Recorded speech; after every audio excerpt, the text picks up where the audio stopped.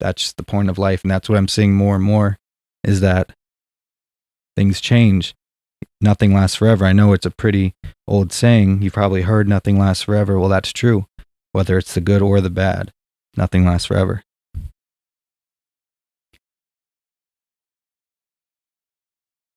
And another thing is, it's almost surreal, you know. Let me get a little specific because I know I'm just touching the surface. Let me give you some context. So, I'm about to be 23. And when I was 17, 18, probably stopped when I was around 20, right before 20. So what I used to do is I used to have a group of friends. Sometimes it would be 2 of us, 3 of us, and sometimes, other friends from other friend groups would come and join us. But mostly it was just typically these small, individual groups, like 1 or 2 people that I would go with. But we would go and explore like abandoned buildings, houses, and other properties that were no longer in use, or at the time were not in use.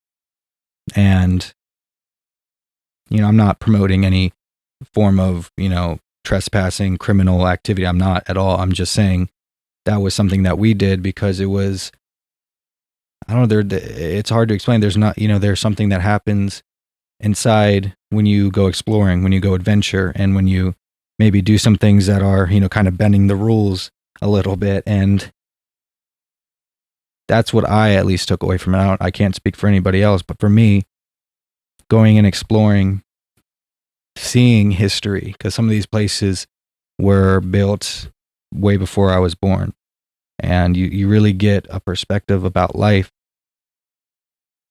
And especially some of these places, I can probably assume maybe, some atrocities happened, maybe some death had happened. I'm not, I don't want to say specifically, but the history is there and you can go read about it, or at least I could look it up. It's not like this is some secret place that I'm going to.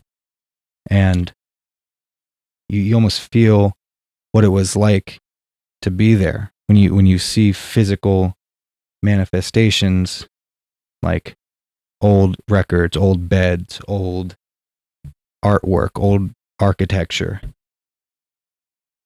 You get a real feeling of where you are at that moment and what life was like before that. It's humbling.